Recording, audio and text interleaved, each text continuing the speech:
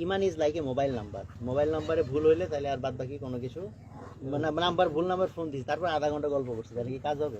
বা এটা অ্যাকাউন্ট নাম্বারের মতো, অ্যাকাউন্ট নাম্বার ভুল হয়ে গেছে, টাকা পাঠাই দিচ্ছি 10 লাখের জায়গায় 20 লাখ, কাজ হবে না। তো এই জন্য ইমানের মধ্যে কোনো ছাড় নাই।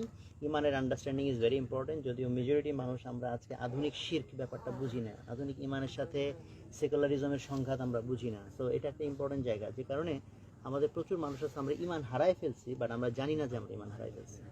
আর আমলের গুরুত্ব নিয়ে কথা বলছেন, বিশেষ করে রিসেন্টলি আমি এটা নিয়ে অনেক এমফেসাইজ করি। একটা সময় আমি প্রচুর বই সাজেস্ট করতাম মানুষকে। তা আমার কাছে রিসেন্ট টাইম মনে হচ্ছে ইলমের ব্যাপারটা একটা ফিতনা হয়ে গেছে অনেকের ক্ষেত্রে। একটা হচ্ছে আমি যদি আলেম হওয়ার জন্য টার্গেট, একটা হচ্ছে বেসিক ইলম, এটা তো ফরজ, সেটা তো সবার লাগবেই, যে বেসিক ইলমটা আমার লাগবেই, সেটা নিয়ে তো কোনো কথা নাই। বাট এর বাইরে আমরা অনেকে আছে অনেক ঘাটাঘাটি করি, এই তফসির ঘাটতেছি, ওই হেদিসের রেফারেন্স, হাতকে 8 টাকা না 20 টাকা একেবারে মানে রেফারেন্স সব বিতর্ক করতেছি। ওয়াইরাজ আমার বেসিক যে ফরজিয়াত ইলম সেটা আমার নাই। আর আমি যদি আলেম হওয়ার এফোর্ট দিতে চাই, এটা একটা সিরিয়াস এফোর্ট, এটা ক্যাজুয়াল এফোর্টে হবে না। বাট ক্যাজুয়াল এফোর্টে যখন এরকম ইলম আমরা অর্জন করতে চাই, বরং আমাদের মধ্যে অহংকার তৈরি হয়, যে অহংকার আমার আরো পতন ঘটায়। যে কারণে আমি মনে করি যে আমল এবং ইলমের মধ্যে একটা সমন্বয় থাকা দরকার। হাসরের ময়দানে যে প্রশ্নটা হবে যে তুমি যা ইলম অর্জন করছো সেই অনুযায়ী কতটুকু আমল করছো। তো আমি ছোটবেলায় ভাবতাম আরে এটা তো বাইপাস করা সোজা, ইলম অর্জন করবো না আমলও করবো না, আল্লাহ বলবো ইলম ছিল না আমল।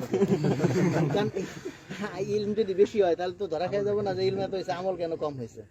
তো বাট এই প্রশ্নটার একটা হাকিকত রিসেন্ট টাইম আমার কাছে খুব ফিল হয়, সেটা হইতেছে যে আমি ইলম বাড়াইলাম বাট আমার আমল বাড়াইলাম না, তাহলে এটা একটা গ্যাস খাওয়ার মতো বিষয়। কারণ সাধারণত আমার ধারণা একটা অহংকার পয়দা করে দেয় মানুষ। ইলমের একটা গরম আছে, যে গরম আমল দিয়ে ঠান্ডা করতে হয়। এই জন্য আমলের যে গুরুত্বের কথা বলছেন, কিন্তু ফরজ নামাজ না, জিকির আজকার এবং গুনাহ থেকে বেঁচে থাকা। যদি বলা হয় যুবকদের জন্য পরহেজগারি কি, আমি বলবো গুনাহ থেকে বেঁচে থাকা।